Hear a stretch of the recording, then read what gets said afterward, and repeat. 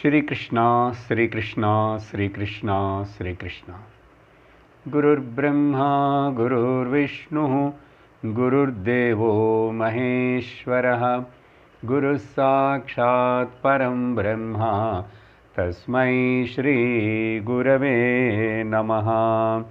तस्मै श्री गुरवे नमः।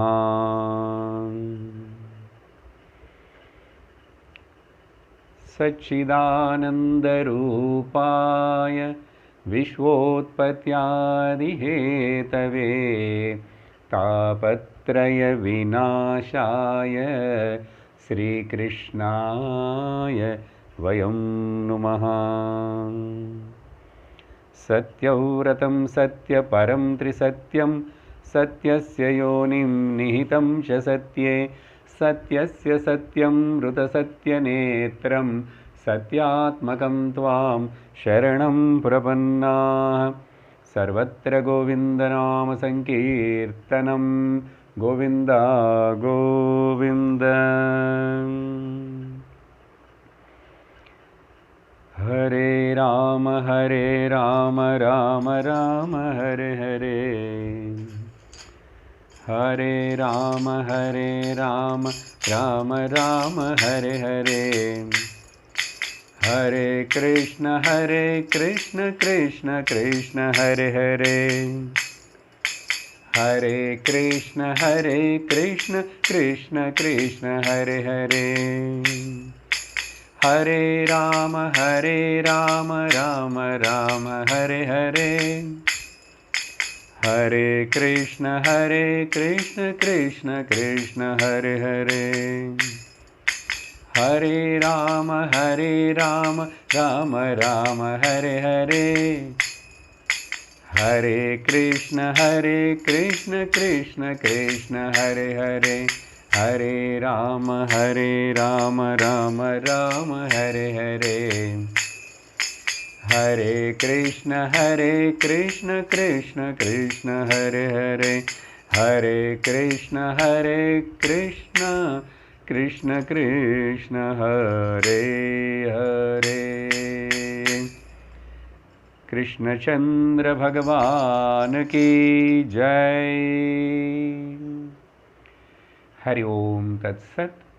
శ్రీమద్భాగవత మహాపురాణం 11వ స్కందంలో నిమిచక్రవర్తికి నవయోగులకు మధ్య జరుగుతున్నటువంటి సంవాదం,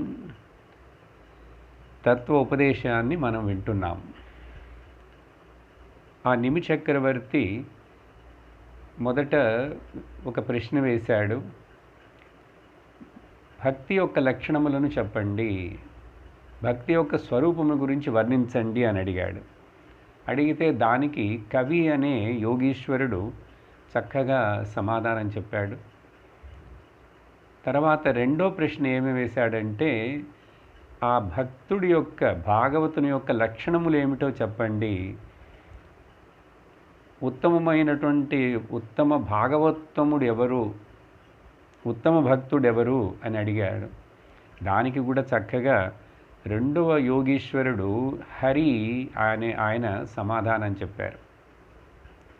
ఆ తర్వాత గడచిన వారం సత్సంగంలో మనం ప్రారంభించినది మూడవ ప్రశ్న. ఈ రాజు నిమిచక్రవర్తి అడుగుతున్నాడు, దాన్ని మరలా జ్ఞాపకం చేస్తాను. రాజోవాచ పరస్య విష్ణోరీశస్య మాయినామపి మోహినీం మాయాం వేదుతుమిచ్చామో భగవంతో భ్రువంతు నః. ఓ యోగీశ్వర, పూజనీయులైనటువంటి ఓ గురువే, విష్ణువు యొక్క మాయాశక్తి, దాని గురించి నేను తెలుసుకోవాలనుకుంటున్నాను. ఆ మాయాశక్తి ఎట్లా పనిచేస్తుంది? ఎందుకంటే పెద్ద పెద్ద మాయాశక్తి ఉన్నటువంటి ఇంద్రుడు లాంటి వాళ్ళనే కూడా మోహింపజేసేటువంటి ఆ మాయాశక్తిని గురించి నేను తెలియగోరుతున్నాను, నాకు మీరు దాని గురించి చెప్పండి అని అడిగాడు. అప్పుడు దానికి అంతరిక్ష అనేటువంటి మూడవ యోగీశ్వరుడు సమాధానం చెప్పడం మొదలుపెట్టాడు. దాని యందు మనం కొన్ని శ్లోకాలను మొదట చూసాం. భగవంతుడు సర్వశక్తిమంతుడైనటువంటి ఆ ఆదినారాయణుడు శ్రీహరి తన యొక్క మాయాశక్తి చేత పంచమహాభూతములను సృష్టించి దాని యందు జీవులను తన అంశములైనటువంటి జీవులను ప్రతిఫలింపచేసి ఆ ప్రతిబింబములన్నిటి అందును కూడా తన యొక్క చైతన్యమును ప్రవేశపెట్టి తాను కూడా ఈ సంసారంలో అనేక రకములుగా అయినట్లుగా సంసారంలో చిక్కుకున్నవాడులాగా అనేక శబ్ద రూపరసగంధములైన మొదలు విషయములన్నిటిని అనుభవిస్తూ ఆ పరమాత్ముడు అంత శక్తివంతుడైనా కూడా మాయాకి తాను అధిపతి అయినా కూడా ఈ సంసారం అనే దేహములో ప్రతిఫలించినప్పుడు సూక్ష్మరూపముగా జీవుడు అనేటువంటి ఒక అల్పమైన బుద్ధి ఏర్పడి ఈ దేహముతోటి తగులుకున్నాడుట. అంతవరకు చూసాం మనం. ఆ తర్వాత ఒకసారి ఈ దేహంలోకి వచ్చినటువంటి తాను జీవుడని భావిస్తున్న ప్రతి మనిషి కూడా కర్మలను చేయటం మొదలు పెడతాడు. ఆ కర్మేంద్రియములను కర్మములు చేస్తూ ఆ వాటి వలన వచ్చేటువంటి ఫలాలను అనుభవించడానికి మరలా జన్మలనెత్తుతూ, ఎందుకంటే ఆ కర్మ ఫలములన్నిటి కూడా అన్ని వాసనలను ఏర్పరుస్తాయి. అటువంటి కర్మలన్నీ కూడా ఫలమునిచ్చినప్పుడు మరలా సుఖదుఖాలకు కారణమైనటువంటి సంసారం అనే సముద్రంలో మునుగుతూ తేలుతూ పరిభ్రమిస్తుంటాడు అని చెప్పి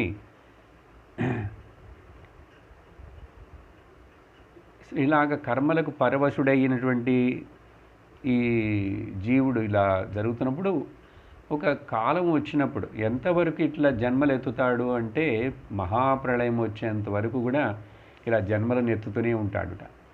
మహాప్రళయం వచ్చినప్పుడు ఏమవుతుందంటే మరలా అందరూ ఆ పరమాత్మలోకి వెళ్ళిపోయి మరలా మాయాశక్తి ఆ పరమాత్మను నిద్రించి కొంచెంసేపు లేచిన తర్వాత మరలా సృష్టి మొదలైనప్పుడు ఇంకా ఎవరెవరైతే కర్మబంధములో నుంచి విడుదల అవ్వలేదో, శరీరం ఉన్నప్పుడే ముక్తిని పొందలేదు, వాళ్ళందరికీ మరలా శరీరాలు ఏర్పడతాయి అని చెప్పి అలా చెప్పిన తర్వాత ఆ మహాప్రళయం సృష్టి మొదలై వచ్చింది.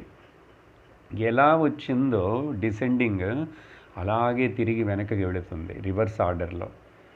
అది ఉపనిషత్తుల్లో అనేక చోట్ల ఆ సృష్టి యొక్క విషయమును పరమాత్మ ఆయన యొక్క మాయాశక్తి, పరమాత్మకి మాయాశక్తికి సంబంధము కలిగించేటువంటి కాలతత్వము, ఆ కాలతత్వము మాయాశక్తిలో ఒక ప్రేరణ కలిగించినప్పుడు 3 గుణంಗಳು ఏర్పడతాయి.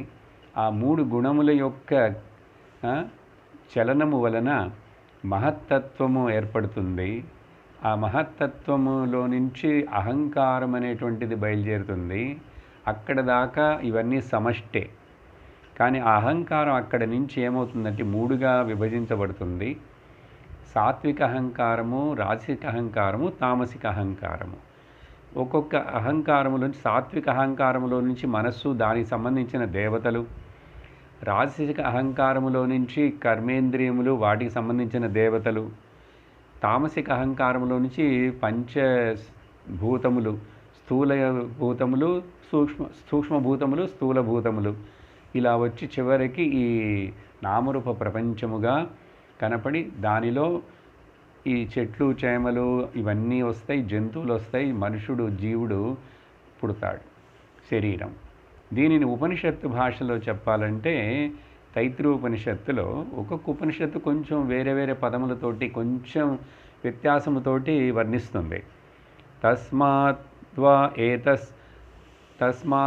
ఏతస్మాద్ ఆత్మనః ఆకాశం సంభూతః ఆకాశాద్వాయు వాయోరగ్ని అగ్నేరాపః ఆపః పృథివీ పృథివ్యాం ఓషధయః ఓషధిభ్యోన్నం అన్నాత్ పురుషః. అన్నం అంటే ఆ చెట్లు చేమలు గింజలు వీటన్నిటి మూలముగా వాటి యందు నుంచి ఈ జీవుడు పుడతాడు. అది ఎవరు తింటారో వాళ్ళ ఆ పురుషుడి శరీరంలోకి వెళతాడు. సో జీవుడి యొక్క శరీరమునకు ఉత్పత్తికి అక్కడి నుంచి కారణమైంది ఇలా చెప్పబడుతుంది.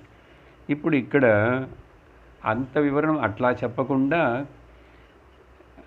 తిరిగి ఇది మళ్ళీ మొత్తం అంతర్ధానం అవ్వటం, మహాప్రళయం జరిగినప్పుడు వెనక్కి తిరిగి వెళ్ళేటువంటి ప్రాసెస్ని ఇక్కడ ఈ అంతరిక్ష కవి వివరిస్తున్నారు. ఎప్పుడైతే మహాప్రళయము చాలా కాలం తర్వాత వస్తుందండి మహాప్రళయం అంటే, కాబట్టి అప్పుడు ఏమవుతుందంటే ఈ భూమి అంతా కూడా జలమయం అయిపోతుంది.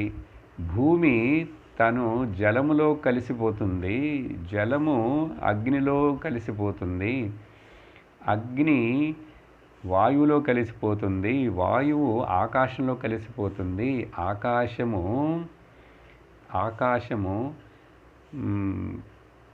తన యొక్క గుణమైనటువంటి అది ఎక్కడి నుంచి వచ్చింది, తామస అహంకారములోకి వెళుతుంది. ఇంద్రియములు వాటి దేవతలు, కర్మేంద్రియములు వాటి దేవతలు రాజస అహంకారములోకి వెళ్ళిపోయి లీనమవుతారు. మనస్సుకు జ్ఞానేంద్రియములకు చెందినటువంటి దేవతలు అందరూ కూడా సాత్విక అహంకారం లీనమైపోతారు. ఆ 3 అహంకారములు వెళ్ళి మహత్తత్వంలో లీనమైపోతాయి. మహత్తత్వం వెళ్ళి గుణములలో లీనమైపోతుంది. గుణములు ప్రకృతిలో ఉన్నాయి, ప్రకృతి మొత్తం కాలంలో కలిసిపోయి ఆ కాలస్వరూపుడైనటువంటి పరబ్రహ్మ లోపలికి మళ్ళీ అన్నీ వెళ్ళిపోతాయి. చూడండి, ఇది దిగటం, సృష్టి ప్రారంభం, అసెండింగ్, తర్వాత డిసెండింగ్, అసెండింగ్, అనులోమ విలోమం ఇలా జరుగుతుంది ఈ సృష్టిలో.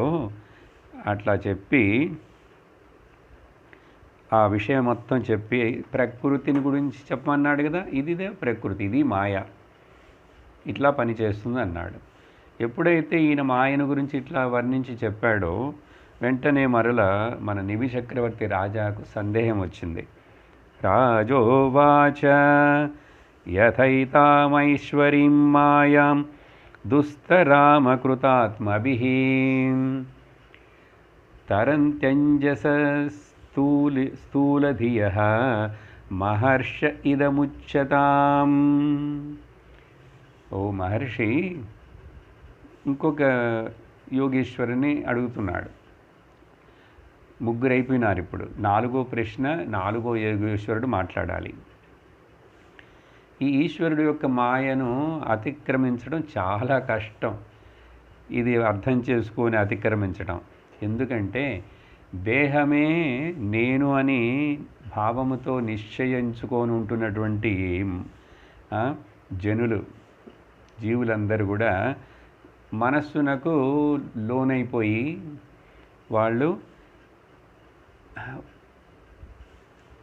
మనస్సునికి వశమైపోయి ఉంటారు. వాళ్ళకి తెలిసింది ఏమిటంటే కర్మలు చేయటం మాత్రమే తెలుసు.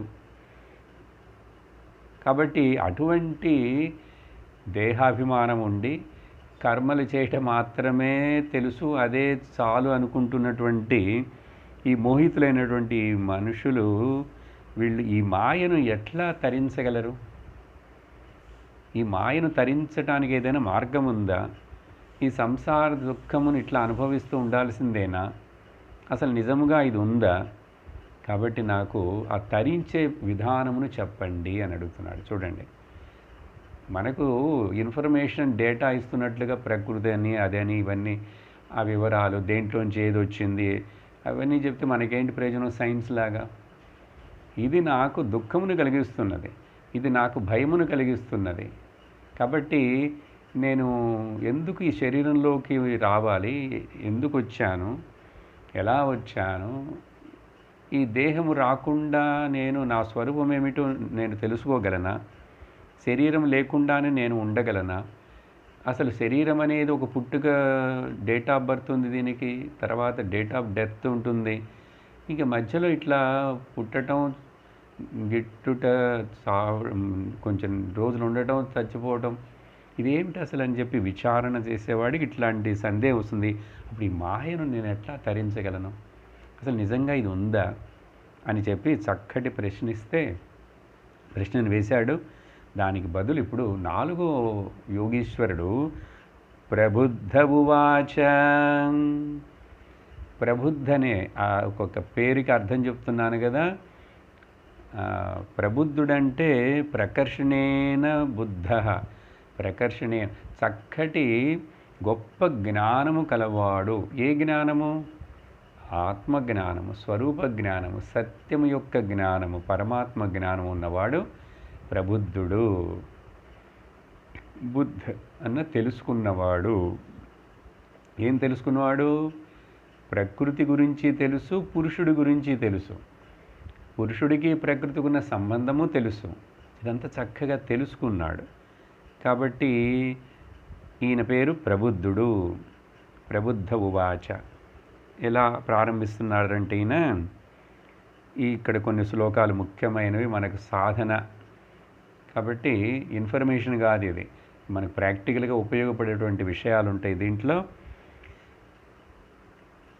కర్మాణ్యారభమాణానాం దుఃఖహత్యై సుఖాయ చ పశ్యేత్పాక విపర్యాసం మిథునీచారిణాం నృణాం. లోకంలో మనుషులందరూ కూడా స్త్రీ పురుషుడని ఇద్దరిద్దరు జంటలుగా చేరి ఏదో కుటుంబమని,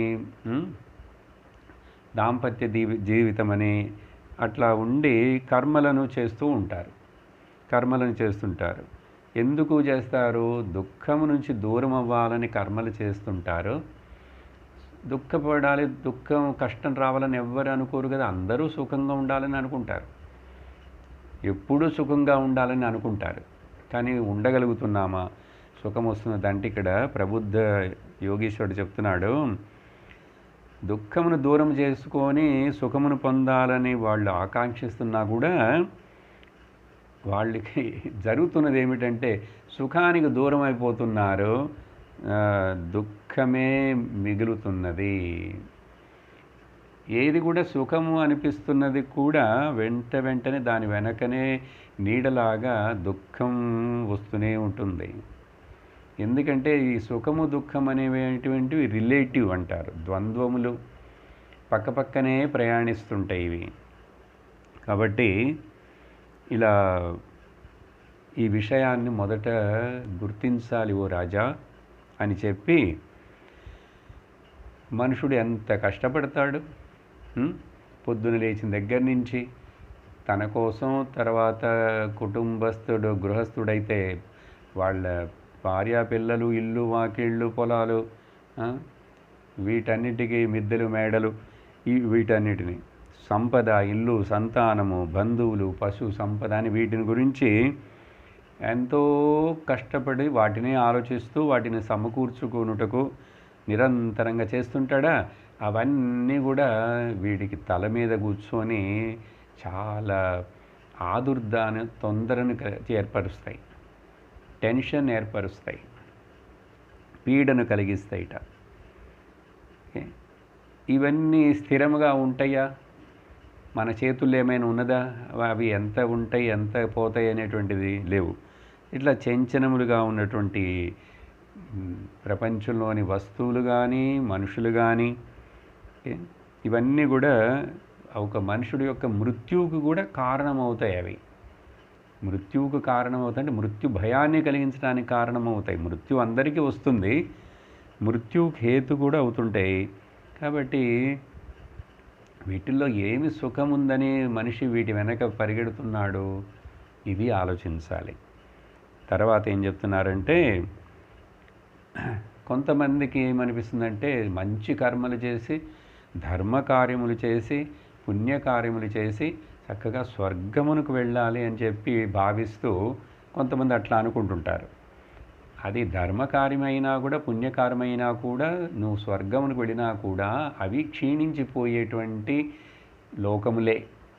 పుణ్యము క్షీణించగానే మరలా నువ్వు దుఃఖపాలవుతావు, అక్కడ కూడా దుఃఖములు ఉంటాయి. ఇక్కడ లోకంలో లాగానే అక్కడ ఆ లెవెల్కి తగినట్లుగా అక్కడ ఉంటాయి, కొంచెం బెటర్గా ఉంటుంది అంతే. కాబట్టి అక్కడ కూడా తారతమ్యం ఉంటుంది, అక్కడ కూడా భేదభావాలు ఉంటాయి. అందరినీ ముందు సీట్లో కూర్చోబెట్టరు. మేనకా రంభ డాన్స్ చూడాలంటే ఇంద్రుడు కూర్చున్న ఆసనంలో మనం కూర్చుంటామా ఏంటి? అలాగే అమృతం తాగుతుంటారట వాళ్ళందరూ అక్కడ, ఏదో పానం. అందరికీ ఒకే రకమైన గ్లాసులు ఇవ్వరు. వాళ్ళలో కొంతమంది బంగారు గ్లాసులు, కొంతమందికి వెండి గ్లాసులు, కొంతమందికి స్టీల్ గ్లాసులు, కొంతమందికి ఇత్తడి పాత్ర, ఇట్లా తారతమ్యాలు ఉంటాయి చూసారా. Higher income, lower income, middle income, lower income group అని ఈ పుణ్యంలో కూడా తారతమ్యం తగినట్లుగానే అక్కడ, లేకపోతే బ్యాక్ సీట్లో కూర్చోవాలి.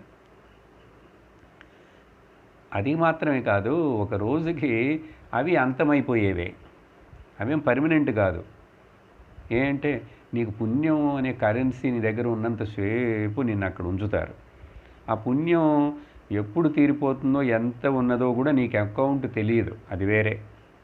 కాబట్టి అది సడన్గా నువ్వు చక్కగా కూర్చొని రంభా ఊరోసి డాన్స్ చూస్తున్నప్పుడు, ఆనందం అనుభవిస్తున్నప్పుడు, పుణ్యం తీరిపోయిన ఆ క్షణము వాళ్ళు వెంటనే అక్కడ ఉంటారట, సిపాయిలో దానికి తగిన వాళ్ళు, బాడీ గార్డ్స్ లాగా వచ్చి నిన్ను లేవదీసి ఇట్లా చక్రంలాగా వంచి ఆ స్వర్గంలోంచి అట్లా వీసి పడేసేస్తారట.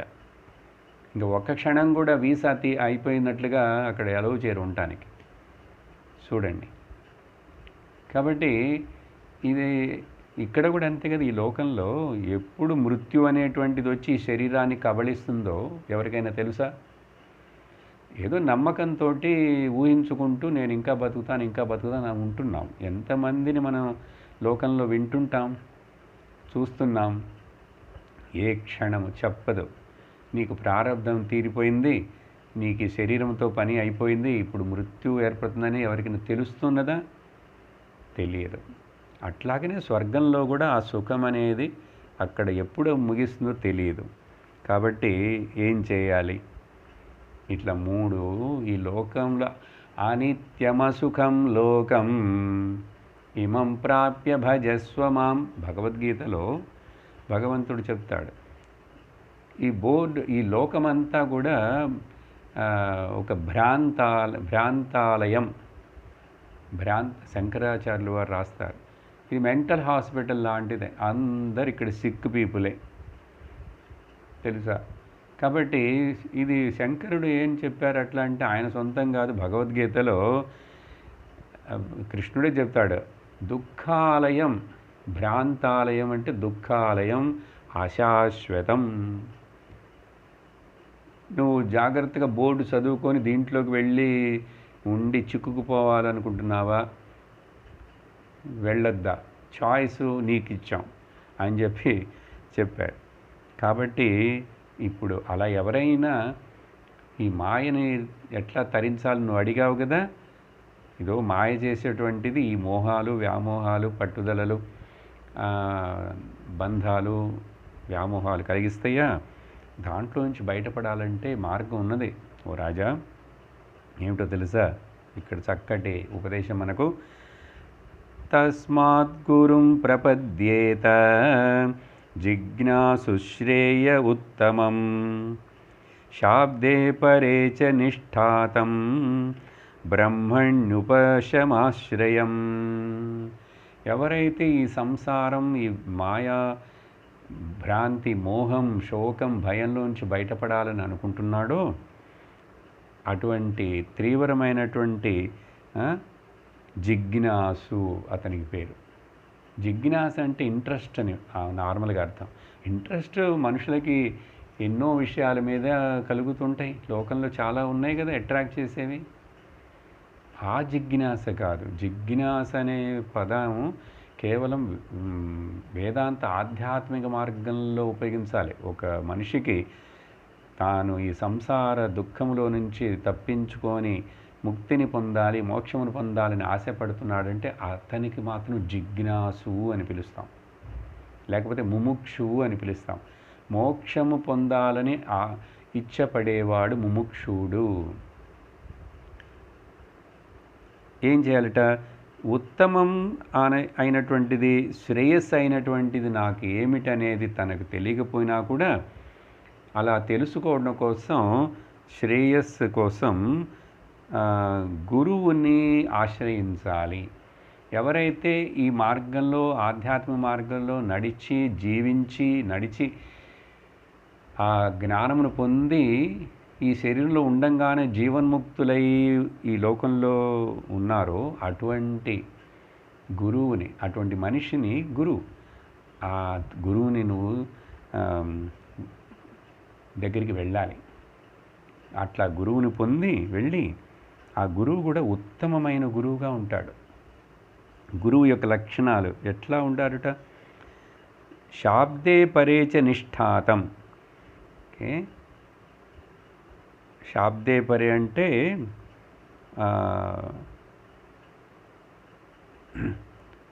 వేదముల యొక్క సారము, ఆ వేదములో చెప్పినటువంటి సారమైనటువంటి పరబ్రహ్మనందు నిష్ణాతుడై ఉన్నటువంటి వాడు అని అర్థం. నిపుణుడైనటువంటి అనుభవ జ్ఞానం ఉన్నటువంటి వాడు. అటువంటి గురువుని ఉపశమ ఆశ్రయం అంటే నీ దగ్గర చక్కటి క్వాలిఫికేషన్ ఉండాలి అట్లాంటి గురువు దగ్గరికి వెళ్ళాలంటే. అది చెప్తున్నారు ఇక్కడ. ఉపశమ అంటే శమాది షట్క సంపత్తులు, వివేక, సాధన చతుష్టయ సంపత్తి నీ దగ్గర ఉండాలి. క్వాలిఫికేషన్ కదా, మరి ఎక్కడికి వెళ్ళాలి, ఏ స్కూల్లో చదవాలన్నా, ఏ కాలేజీలో క్వాలిఫికేషన్ ఉంటేనే కదా. అలాగే మరి ఇప్పుడు ఈ ఆధ్యాత్మిక విద్యను నేర్చుకోవాలి, తెలుసుకోవాలంటే ఈ గురువు దగ్గరికి వచ్చేప్పుడు మన దగ్గర క్వాలిఫికేషన్ ఉండాలా లేదా? కాబట్టి అలాంటి క్వాలిఫికేషన్స్ తోటి శమ, దమ, తితిక్ష ఇట్లాంటి మంచి మంచి సాత్విక గుణములు, వివేకము, వైరాగ్యం అన్నిటితోటి ఉండి ఆ తర్వాత గురువుని శరణు వేడుకోవాలి. ఇది ఒకటే మార్గం.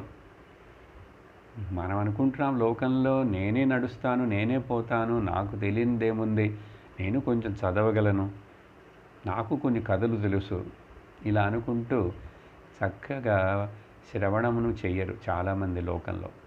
కొంచెం కొంచెం చేస్తారు, వదిలేస్తారు. ఏదో టూకీగా వింటుంటారు, కేర్లెస్గా వింటుంటారు. వింటూ నేను ఆధ్యాత్మికంలో ఉన్నవాడిని, నేను రిలీజియస్ పర్సన్ అని అనుకొని భావిస్తుంటారు వీళ్ళు. కాబట్టి అలా కుదరదు. గురువు దగ్గరికి వెళ్ళి అనేక సంవత్సరాలు ఆయన చెప్పేటువంటి ఈ వేదాంత వాక్యములను, శాస్త్రమును వింటూ ఉండాలి. శ్రవణం చేయాలి. శ్రవణం చేస్తే చాలు. మనముగా చదువుకుంటే మనకు అర్థమయ్యేది కాదు. శ్రవణం, ఎవరు ఆ గురువు చెప్పినప్పుడు వినాలి. అలా చెప్పి తర్వాత శ్లోకంలో ఏమంటున్నారంటే,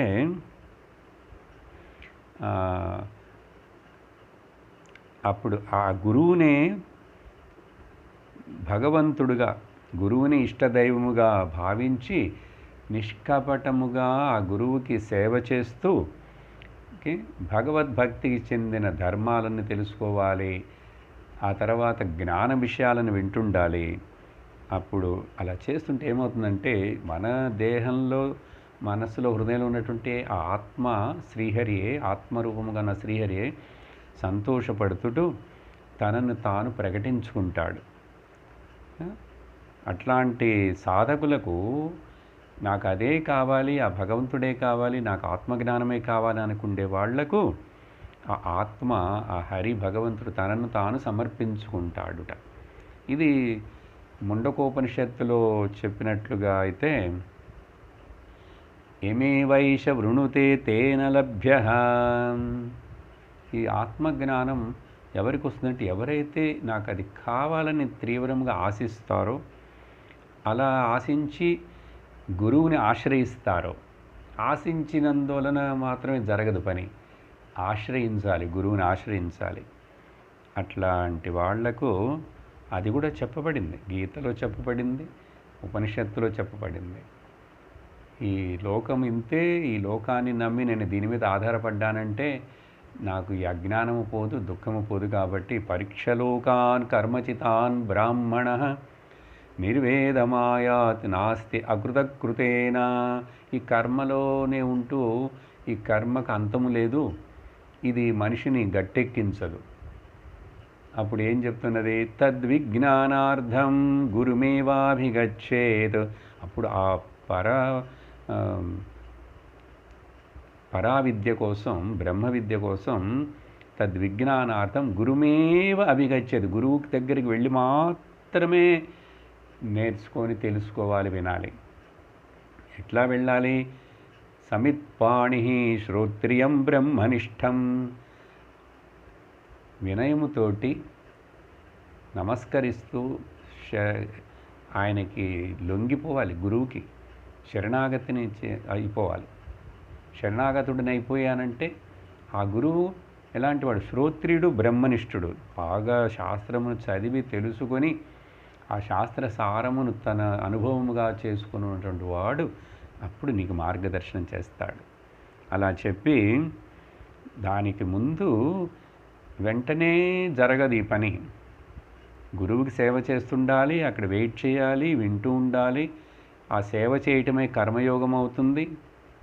గురువునే దైవంగా చూస్తుంటే ఉపాసన యోగం అవుతుంది. మొదట అలా ఉంటూ కొన్ని ఇక్కడ తపస్సు, కొన్ని నియమాలను, కొన్ని మనలో ఉండవలసిన క్వాలిఫికేషన్స్ని ఇక్కడ వివరిస్తున్నారు.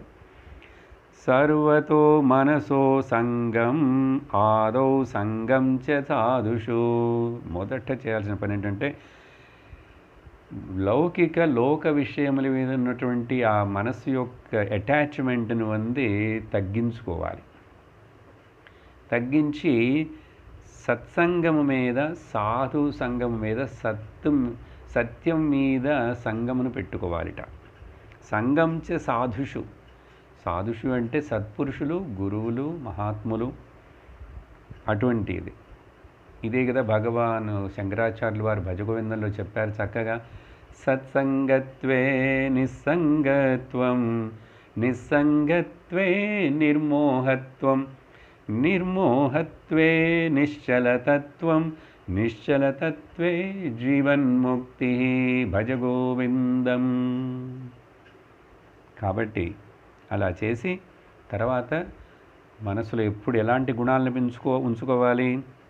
సో ఈశ్వరుడు, గురువు, శాస్త్రమం తోటి సంబంధం, దయతోటి ఉండాలిట. అన్ని ప్రాణులను ఎవరిని చూసినా కూడా అందరి మీద దయ ఉండాలి, మిత్రభావంతో ఉండాలిట. ఓకే, ఇక్కడ ఏం చెప్తున్నారంటే 3 రకాలైనటువంటి రిలేషన్షిప్స్ అండి. మనకంటే తక్కువ లెవెల్లో ఉన్నటువంటి ప్రాణులు కానీ, ఒకవేళ మనుషులు కానీ, వాళ్ళందరి మీద దయతోటి ఉండాలి. ఓకే, దయ అంటే ఏంటి? ఎక్స్క్యూజ్, మన్నించేటువంటి గుణంతో ఉండాలి. మనతోటి సమానమైనటువంటి ప్రాణులు కానీ, మనిషితో సమానమైన ప్రాణి అని కాదు, మనుషులతో సమానం, నాకు సమముగా ఉన్నటువంటి వాడు, అటువంటి వాళ్ళతోటి మిత్రభావంతో ప్రవర్తించాలిట. నాకంటే ఎక్కువ విద్యలో కానీ, ధనములో కానీ, పాండిత్యంలో కానీ, ఏదైనా ఎక్కువగా అక్కడ మనం ఆ గొప్పతనాన్ని చూసామంటే ఎవరైనా వాళ్ళతోటి వినయముతో ఉండాలి, గౌరవించాలిట వాళ్ళని. వయస్సు కోసం కాదు, చూడండి, వయస్సు కోసం కాదు. కాబట్టి ఎక్కడెక్కడ మన దగ్గర లేనివి ఎన్నో గొప్ప విషయాలు ఉన్నాయి ఒకళ్ళ దగ్గర అంటే వాళ్ళని మనం మెచ్చుకోవాలి, వాళ్ళకి నమస్కరించవచ్చు, వినయంతో ఉండి వాళ్ళని ఇట్లా లోకంలో జీవితాన్ని నడుపుకోవాలి, ఇట్లా మెలగాలి అంటే రిలేషన్షిప్స్ని మెయిన్గా ఇట్లా ఉంచుకోవాలన్నారు. అర్థమైందా ఇప్పుడు? కాబట్టి ఎవరిని మనం ద్వేషించం, ఎవరిని వేరుగా చూడం. అలా చెప్పి తర్వాత మరికొన్ని ముఖ్యమైన సాధన విషయములు చెప్తున్నారు. సహజముగా పతంజలి యోగశాస్త్రంలో చెప్పబడేటువంటి కొన్ని యమనియమాలని చెప్పచ్చు, లేక ఈ సాధన చతుర్చ సంపత్తిలో చెప్పబడే శమదమ అనేవి కూడా చెప్పచ్చు. అలా కలిసి కొన్ని విషయాలు భగవద్గీతలో అనేక చోట్ల భగవంతుడు ఈ విషయాలని చెప్పాడు. గుర్తు చేసుకుందాం వాటిని కూడా. ఇవి చదవాలి, మంచిది. పదాలు మనకు వినపడితే అర్థమవుతాయి కొన్ని సులభంగానే. శౌచం తపస్థితిక్షాం చ మౌనం స్వాధ్యాయమార్జవం బ్రహ్మచర్యమహింసా చ సమత్వం ద్వంద్వ సంజ్ఞయోః. మొదట చూపండి, శుభ్రతను గురించి చెప్తున్నారు. శుచి, శౌచం, మన చుట్టూ ఉండే పరిసరాలు, మన దేహము, మన దుస్తులు, మన యొక్క లోపల మనస్సు కూడా శుభ్రముగా ఉండాలి, శౌచము. తర్వాతది తపస్సు. ఈ శుభ్రత తర్వాత కొన్ని నియమాలను మనమే మనంతట మన మీద ఇంపోజ్ చేసుకునేటటువంటి డిసిప్లిన్స్కి పేరు తపస్సు అండి. ఎవరో చెప్పి ఎవరి కోసమో చేయట్లేదు. నన్ను నేనే, నా మనస్సుని, నా ఇంద్రియములు నిగ్రహించుట కోసం నేను కొన్ని నియమాలను పెట్టుకుంటాను. దానిని తపస్సు అంటారు. తర్వాత సహనం, తితిక్ష అనే గుణం. జీవితంలో అనేకమైనటువంటి ఉడుదుడుకులు వస్తాయి, ఎత్తుపల్లాలు వస్తాయి. అవన్నీ ఎట్లా ఉంటున్నా కూడా ముఖ్యంగా కష్టములను వచ్చినప్పుడు, దుఃఖములు వచ్చినప్పుడు, బాధలు వచ్చినప్పుడు సహించగలిగినటువంటి, మనకు అనుకూలంగా లేవు, ప్రతికూలంగా ఉన్నటువంటి విషయంలో సందర్భాల్లో సహన శక్తితోటి ఉండటం, వీలైనంత వరకు మౌనమును పాటించటం. అప్పుడప్పుడైనా అట్లీస్ట్ మౌనం పాటించటం అంటే ఇవన్నీ చాలా డీటెయిల్డ్గా భగవద్గీతలో చెప్పారు. కొన్ని సాధ్యపడినంత వరకు చెప్తాను. మాట్లాడకుండటం మాత్రమే కాదు మౌనం. మనస్సు కూడా మౌనంగా ఉండటం నేర్చుకోవాలి. థింకింగ్ చేయటంలో కూడా మౌనంగా ఉండాలి. థాట్స్ని ఎక్కువ రానియకుండా చేయాలి. వాటిని తగ్గించుకోవాలి, లేకుండా పూర్తిగా తగ్గించుకోవాలి. తర్వాత అనవసరమైనటువంటి మాటలను మాట్లాడకూడదు, సరేనా? ఆ తర్వాత ఈ లిస్టు ముగించి నేను చెప్తాను గీతలో ఏం చెప్పింది భగవాను.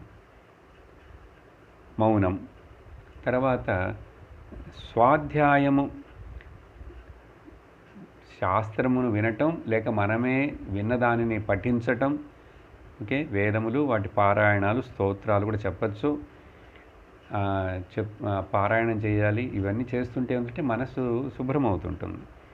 సో స్వాధ్యాయం ఉండాలి. స్వాధ్యాయానికి జనరల్గా సెల్ఫ్ స్టడీ అంటారు. వేద అధ్యయమునకు స్వాధ్యాయం అని అంటారు. ఏదో ఒక పారాయణాలు. ఈ రోజుల్లో అందరు వేదాలు చదవలేరు కదా, అందరికీ రాదు. పారాయణం, విష్ణు సహస్రనామం చదవటం కూడా అదే గొప్ప. అలా చేస్తూ ఆర్జవం అనేది ఆ తర్వాతది. మనము ఎన్నుకున్నటువంటి, మనం నడుస్తున్నటువంటి ఈ మార్గము సరి అయినది అనేటువంటి ఒక నమ్మకం మన హృదయంలో ఉండాలి. స్ట్రైట్ ఫార్వర్డ్నెస్ ఉండాలి. క్రికెట్ స్వభావం ఉండకూడదు, వక్రబుద్ధి ఉండకూడదు. తర్వాత బ్రహ్మచర్యమును పాటించాలి. బ్రహ్మచర్యం పాటించాలంటే ఎవరికి ఇది పెళ్ళి కాని వాళ్ళక, పెళ్ళి అయిన వాళ్ళక? ఈ బ్రహ్మచర్యం అనే పదమును అనేక మెట్లుగా మనం తీసుకోవాలి. సమాజంలో ఉన్న బ్రహ్మచారులకు చాలా స్ట్రిక్ట్ బ్రహ్మచర్యం.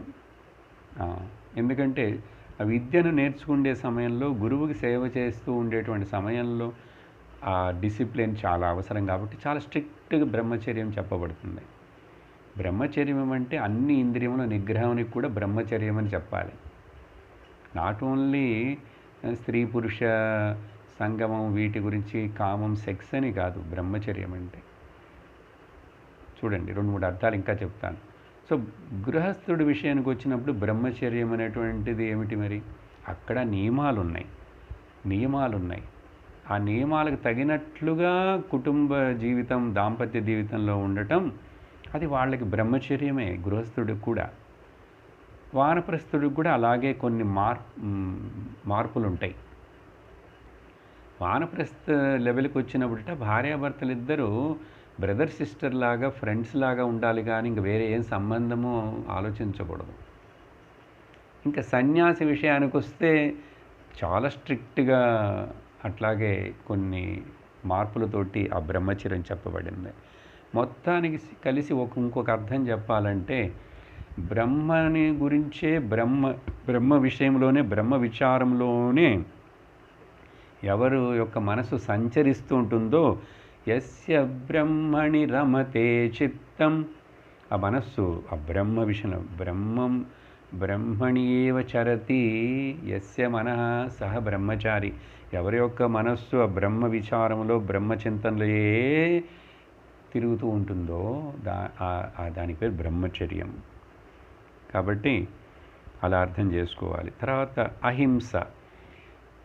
మనసా వాచా కర్మణ ఏ విధంగా కూడా ఏ ప్రాణికి కూడా ఎవరికి మనం ఇబ్బంది కలిగించి వాటిని బాధించకూడదు. తెలిసి బాధించకూడదు. తెలియకుండా కొన్ని మనం బాధించుతుంటాం. కొంతమంది జంతువులను బాగా చూసుకుంటారు, ఇంట్లో కుక్కని పెంచుతారు, పిల్లిని పెంచుతారు, అన్నీ పెంచుతారు. కానీ ఇంట్లో ఉన్న మనుషుల్ని మాత్రం ద్వేషిస్తూ వాళ్ళని కొడుతూ వాళ్ళని తిడుతుంటారు. చూడండి, ఇది మంచిది కాదు కదా. సో అహింస. తర్వాత సమత్వం. అన్ని సమయములలో అన్ని పరిస్థితులలో కూడా సమంగా మనస్సుని చిత్తమును ఉంచుకోవటం.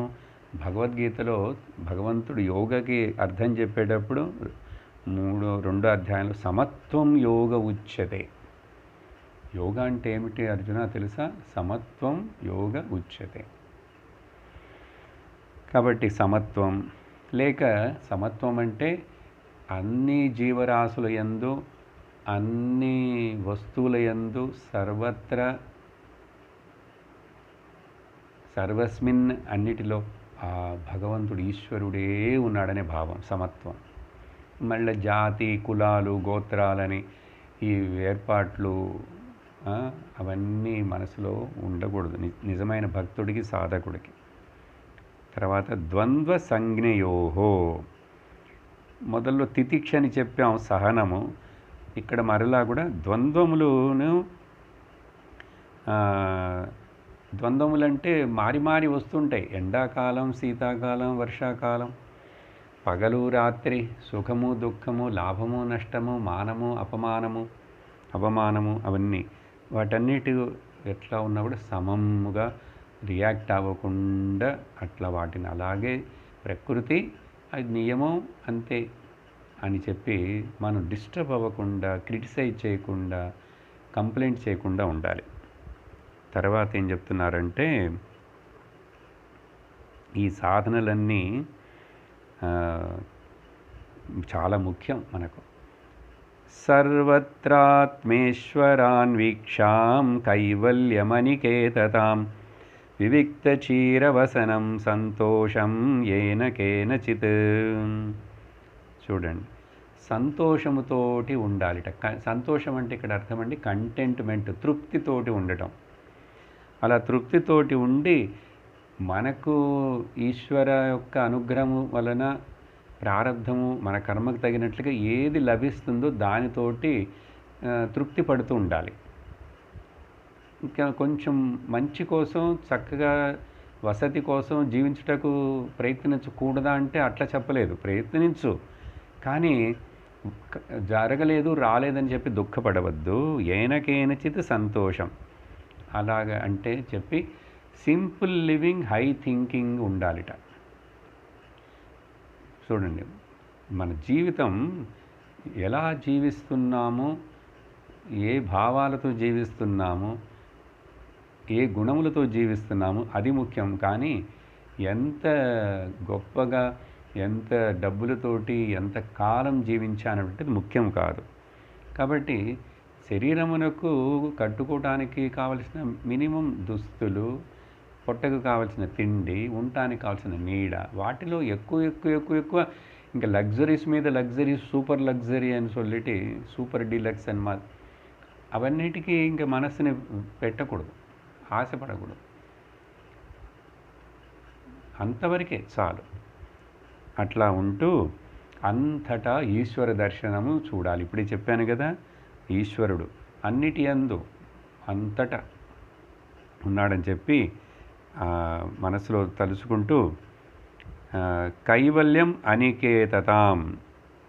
ఓకే, మనము నివసిస్తున్నటువంటి ఈ శరీరము ఒక ఇల్లు.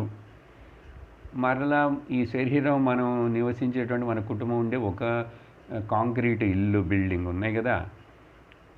గుర్తుంచుకోవాలి, ఈ శరీరం అనేటువంటి నీవు నివసిస్తూ ఉపయోగించున్నటువంటి ఈ ఇల్లు కూడా నీది కాదు, నీ సొంతము కాదు, దీంట్లో ఒక టెనెంట్ మాత్రమే నువ్వు.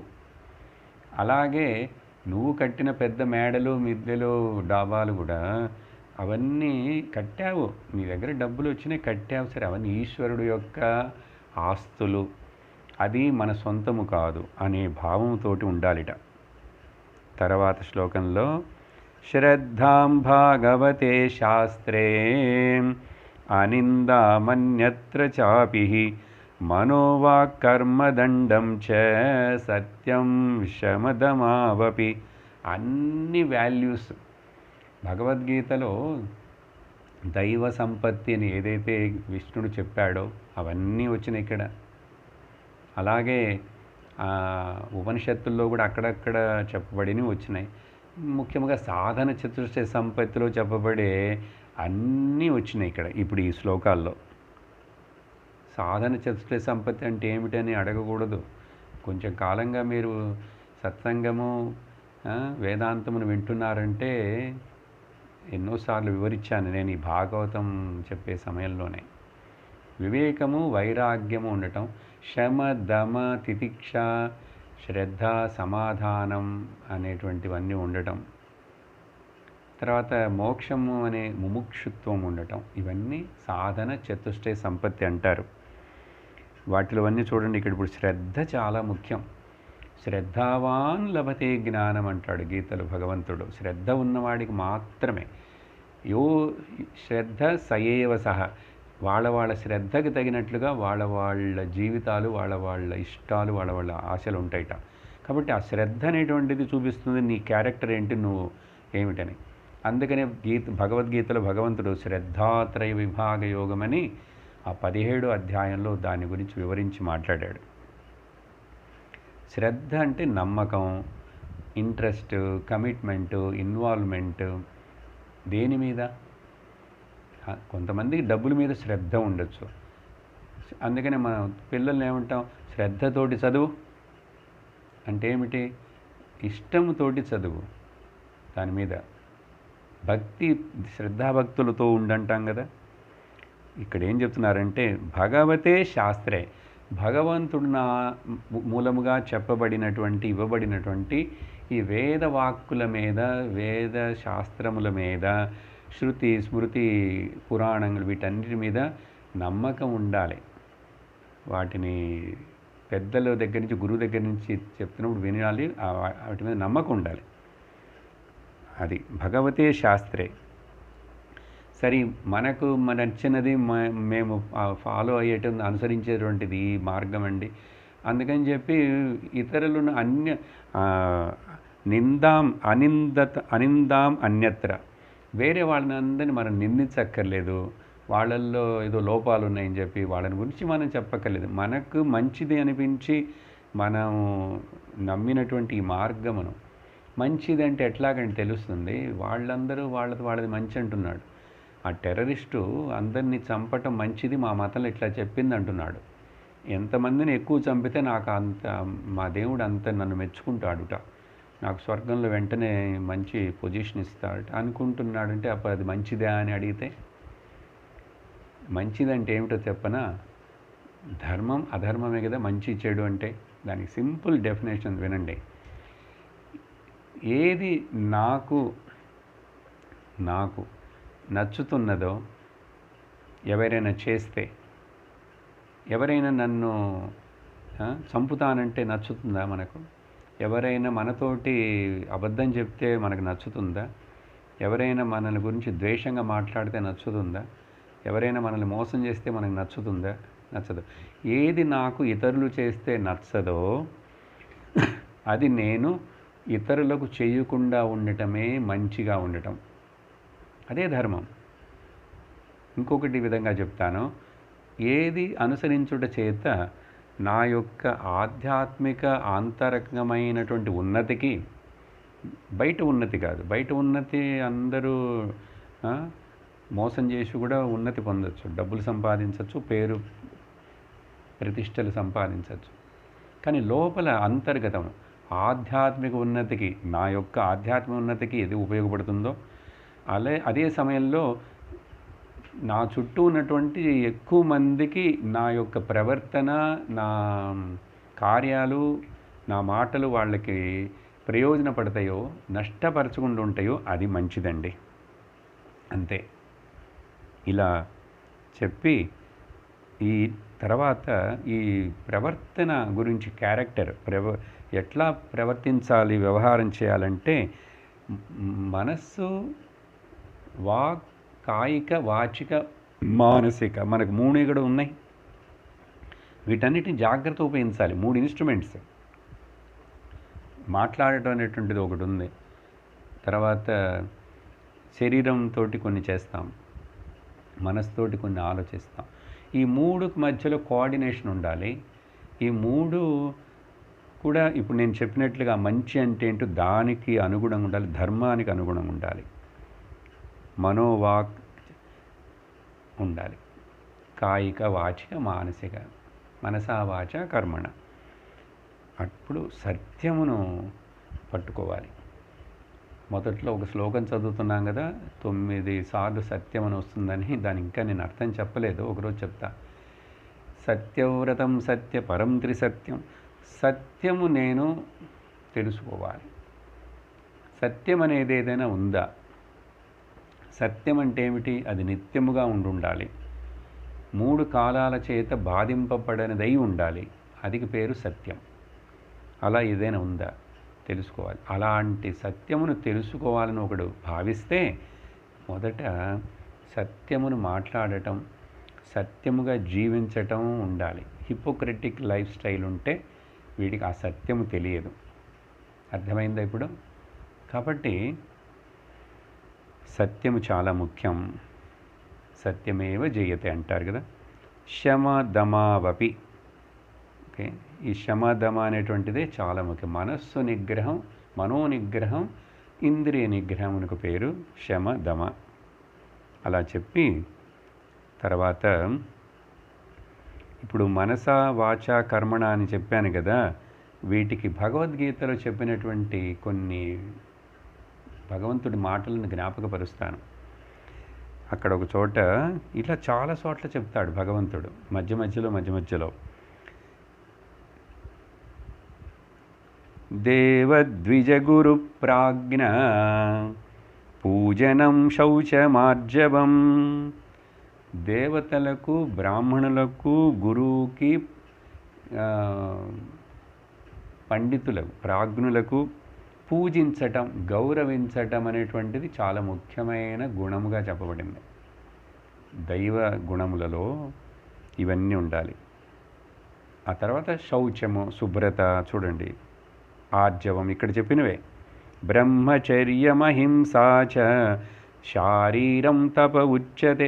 శారీరకమైన తపస్సు అంటే ఏమిటంటే ఇవన్నీ ఉంటే శారీరకమైన తపస్సు అంటున్నాడు భగవంతుడు. ఎక్కడ చెప్పాడు ఇదంటే ఈ 17వ అధ్యాయంలో 3 రకాలైనటువంటి తపస్సుల గురించి చెప్పేటప్పుడు కాయిక తపస్సు, వాచిక తపస్సు, మానసిక తపస్సు. ఇప్పుడు నేను చదివిన ఈ శ్లోకం వచ్చి శరీరముతోటి చేసేటువంటి తపస్సు ఏమిటంటే ఇవి నేను చెప్పినవి. ఇప్పుడు ఇవి బాగా చక్కగా వినాలంటే మరలా భగవద్గీతలో చెప్పినవి కూడా వినాలి, అప్పుడు బాగా అర్థమవుతాయి. అలాగే ఇప్పుడు వాచిక తపస్సు, నీ మాట, స్పీచ్ని నువ్వు తపస్సు చేస్తున్నావంటే అర్థం ఎట్లా అంటే అనుద్వేగకరం వాక్యం సత్యం ప్రియం హితం చయత్ స్వాధ్యాయాభ్యసనం చైవ వాంగ్మయం తప ఉచ్యతే. చక్కగా చెప్తున్నాడు భగవంతుడు.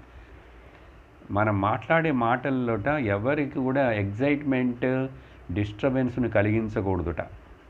వాళ్ళల్లో ఉద్రేకమును, క్రోధమును కలిగించే మాటలుగా ఉండకూడదు. అదే సమయంలో సత్యముగా ఉండాలి మన మాటలు. అదే సమయంలో ప్రియముగా ఉండాలి, వాళ్ళకి వినే వాళ్ళకి హితముగా ఉండాలిట. చూడండి, ఇన్ని ఆలోచించి మనం మాట్లాడాలి. తర్వాత మన స్పీచ్, మన వాక్కుని మనం శుద్ధి చేసుకోవాలి. ఈ చెప్పిన మన దగ్గర ఆ గుణాలు రావాలి అంటే స్వాధ్యాయం, అదే వేద పారాయణము, మంత్రములు, శ్లోకములు, స్తోత్రములు చదవుట చేత ఇవన్నీ చేస్తే అదే వాంగ్మయ తపస్సు అంటారు ఓ అర్జున అంటున్నాడు. తర్వాత మానసిక తపస్సు అంటే ఏంటి మరి అప్పుడు? మన ప్రసాద సౌమ్యత్వం మౌనమాత్మ వినిగ్రహ. ప్రశాంతంగా ఉండటం ప్రసాదం, మనఃప్రసాదం. మనసు ఎప్పుడు కూడా ఎగ్జైట్ అవ్వకూడదు, యాంగ్షియస్ అవ్వకూడదు, టెన్షన్ అవ్వకూడదు. సౌమ్యత్వం, సాఫ్ట్ టైప్ ఆఫ్ మైండ్ ఉండాలి.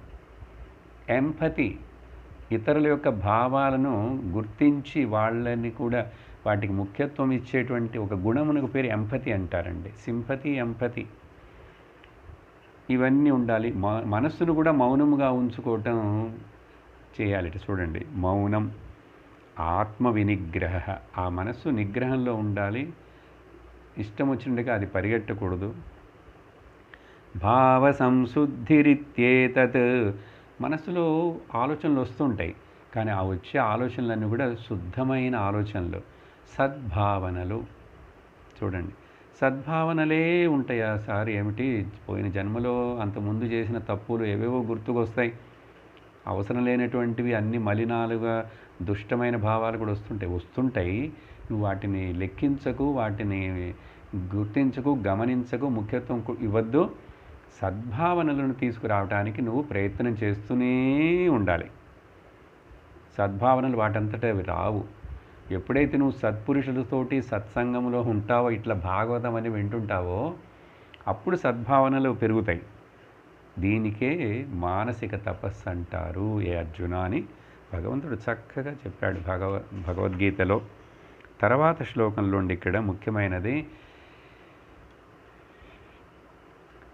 శ్రవణం కీర్తనం ధ్యానం హరేరద్భుత కర్మణః జన్మకర్మ గుణానాం చ తదర్థే కిల చేష్టితం.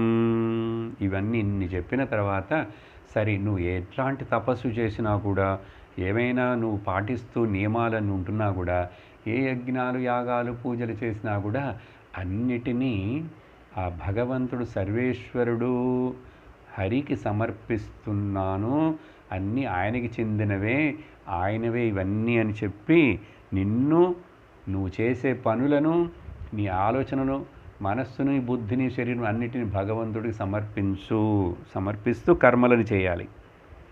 తదర్థే అఖిలం చేష్టం. నేను చేసేవన్నీ భగవంతుడి కోసం అనే ఒక మాట జ్ఞాపకం ఉన్నదంటే, తప్పు చేస్తామా, అధర్మంగా ఉంటామా, కోపతాపాలను చూపిస్తామా, రాగద్వేషాలు పెడతామా? ఉండవు. ఈ విషయాన్నే ప్రహ్లాదుడు 9 రకాలుగా చెప్పాడు. ఇక్కడ 3 చెప్తున్నారు. శ్రవణం, కీర్తనం, ధ్యానం అన్నారు. ఎవరిని? ఆ హరి యొక్క అద్భుతమైన కథలను, గుణములను, ఆయన లీలలను వింటూనే ఉండాలి. దాంతోపాటు చూడండి, ఇప్పుడు మనం భాగవతం కథ వింటున్నాం, కృష్ణుడి కథ విన్నాం, కానీ మధ్య మధ్యలో ఎంత వేదాంతం. ఇప్పుడు ఈ నవయోగీశ్వరులు చెప్పేదంతా కూడా వేదాంత తత్వ విచారమే కదా. అవి మధ్య మధ్యలో ఉంటూనే ఉంటాయి. వాటిని కూడా చెప్పే గురువు దగ్గర విను. నువ్వు ఏదో కథ మాత్రం చెప్పేదంటే ఏమనుకుంటావు? నాకు తెలిసిన కృష్ణుడి కథే కదా, నాకు తెలిసిన వెన్న దొంగిలించే కృష్ణుడే కదా అనుకుంటావు. ఇలా ఆ లోతుగా విన్నప్పుడే ఆ భాగవతం యొక్క ముఖ్యత్వం ఏమిటి, వ్యాసులు వారు ఎందుకు రాశారు, సుఖదేవులు ఎందుకు పరీక్షిత్కి అది చెప్పాడు, ఏది చెప్పినందువలన, ఏది విన్నందువలన పరీక్షిత్తుకి 7వ రోజుకి జ్ఞానోదయం అయిపోయింది. ఆ తక్షకుడు పాము వచ్చి కరిచింది, శరీరం భస్మం అయింది. ఓ ఇదా పుణ్యమా? భాగవతం కథ విని పాము కాటు నుంచి తప్పించుకోలేదా? తప్పించుకోలేడు. అంటే కాలము, మృత్యువుని ఎవరు తప్పించుకోలేరు. అది వచ్చి నీ మీద పడే లోపలే నువ్వు రక్షించుకో. తప్పించుకోవడం అంటే అది నన్ను ఏమి చేయదు, అది నాకు సంబంధం లేదని జ్ఞానమును పొంది నువ్వు తప్పించుకో, రక్షించుకో తప్ప కాలము, మృత్యువును నుంచి, ఈ శరీరము, మరణమును ఎవరు తప్పించుకోలేరనేది చెప్పడం కోసం ఈ భాగవతం కథ ఆ పరీక్షిత్తు 7 రోజుల్లో విని శరీరాన్ని వదిలేశాడు. ఇంకా అప్పుడు ఎందుకు భాగవతం వింటాం? మంగళముగా ముగించలేదుగా భాగవతం. భాగవతం చివరంటే ఏంటంటే పరీక్షిత్ 7వ రోజున భాగవతం అయిపోయిన తర్వాత ఆ శాపం అట్లాగే ఉంది. ఆ తక్షకుడు పాము వచ్చింది, శరీరాన్ని కాటు వేసింది, శరీరం భస్మం అయిపోయింది, ఎలక్ట్రిక్యూటెడ్. బాగా అర్థం చేసుకోవాలి జాగ్రత్తగా, ఏమిటి ఫలం అనేది, ఎందుకని. పరీక్షితే చెప్తాడు 12వ స్కందములో. అర్థమైందా? ప్రహ్లాదుడు 9 నవ విధాభక్తి చాలా ప్రసిద్ధమైన ఒక విషయం ప్రహ్లాద చరిత్రంలో. శ్రవణం కీర్తనం విష్ణోః స్మరణం పాదసేవనం అర్చనం వందనం దాస్యం సఖ్యం ఆత్మనివేదనం. 9 మెట్లు. వీటిలో ఏదొకటి చేసినా, అన్నీ చేస్తూ, కొన్ని చేస్తూ కూడా ఆ భగవంతుడు విష్ణోః. చూడండి ఎంత గొప్పగా చెప్పాడు. ఇలా చెప్పిన తర్వాత ఇంకా ఇప్పుడు మంచి విషయాలని, సత్వగుణములను, ఆచరించవలసిన విషయాలను గురించి చెప్పిన తర్వాత ఏమంటున్నారంటే,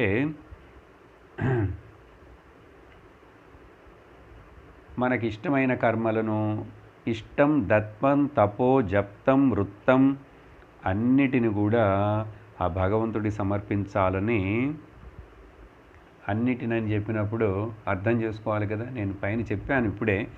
ఈ శ్లోకంలో ఏం చెప్తున్నారంటే, మన ఇల్లు, నా ఇల్లు, నా పిల్లలు, నా భార్య, నా బంధువులు అన్నీ కూడా భగవంతుడివే అని చెప్పి ఆయన సమర్పించాలిట. మన సొంతం కాదు అవన్నీ, భగవంతుడిచ్చినటువంటి వాటిని ఉపయోగించుకుంటున్నాము. వాటిని పవిత్రంగా చూసుకో, గౌరవంగా చూడు, ఎంతవరకు ఎట్లా ఉపయోగించాలో, వాటి వలన నువ్వు బయటపడాలి కానీ వాటి బంధంలో ఉండకూడదని చెప్పి సర్వమును, ఓకే, అన్నింటినీ, నా ప్రాణములను కూడా ఆ పరమాత్ముడికి అర్పిస్తాను. అందుకని ప్రాణమునకు, ఈ శరీరం కోసం భయపడకూడదు, మృత్యు వస్తుందని. అన్నీ భగవంతుడివే, ఆయన ఇచ్చాడు, ఆయన తీసుకెళ్తాడు. నేను ఎందుకు దాని గురించి వర్రీ అవ్వాలి? తీసుకెళ్ళవద్దు అని ఏం చెప్పాలి? ఎందుకు అనాలి? అంతేకాదు, ఈ సాధకుడుట ఆ కృష్ణుడినే, ఆ భగవంతుడినే గతి అని చెప్పి సంచరించేటువంటి ఇక్కడ భక్తులు ఉన్నారు చూసారా లోకంలో, మహాత్ములు. వాళ్ళని మొబైల్ టెంపుల్స్ వాళ్ళందరూ. అలా కదులుచూ ఉన్నటువంటి ఈ మనుషులను, కదలకుండా ఉండేటువంటి కొన్ని ప్రాణులు, చెట్లను అన్నిటిని కూడా సేవించాలిట. అన్నిటికీ నమస్కారం చేయాలి. ప్రాణం ఉన్న వాటికి, ప్రాణం లేని వాటికి, కొండలకు, కోనలకు, చెట్లు చేమలకు, నదులకు, పర్వతములకు అన్నిటికీ నమస్కరించాలి. మనుషులకు, జీవులకు అందరికీ నమస్కరించాలి, సేవించాలంటున్నారు. ఇలా చెప్పి ఇట్లా ఎవరైతే సాధన చేస్తుంటాడో ఆ భాగవతుడికి ఏమవుతుందంటే, ఇంకా భాగవతులతోటి ఇట్లా సత్సంగం వాళ్ళతోటి మనం ఎక్కువగా సంబంధం ఉంటే మనకు కూడా అటువంటి ప్రేమ కలుగుతుందిట. వీళ్ళేంటంటే ఆ హరిస్మరణలోనే ఉంటారు కదా వాళ్ళు ఎప్పుడు. అటువంటి వాళ్ళతోటి మనకు సంఘం ఏర్పడినప్పుడు మనకు కూడా ఆ హరిస్మరణం ఏర్పడి, మనసులో భగవంతుడి మీద ప్రేమ, అన్కండిషనల్ లవ్ ఏర్పడి మనము హృదయంలో ఉన్నటువంటి పాప కర్మలు, పూర్వజన్మ పాపములు, ఇవన్నీ కూడా, పాపములు ఎంత గుట్టలుగా ఉన్నా కూడా అన్నీ నశించిపోతాయిట. అలా అని చెప్పి ఇక్కడ చివరిగా ఏం చెప్తున్నారంటే, దీంతో ఈయన ప్రబుద్ధుడు చెప్పేటువంటి ఉపదేశం అయిపోతుంది. లోక వ్యవహారాల్లో ఎంతవరకు, ఏ వయసు వరకు మనం దాంట్లో పాల్గొనాలో అని చెప్పి, this much only, no more further, enough of it అని చెప్పి మనం వ్యవహారంలో దిగకూడదు. ఓకే, అలా దూరంగా ఉంటూ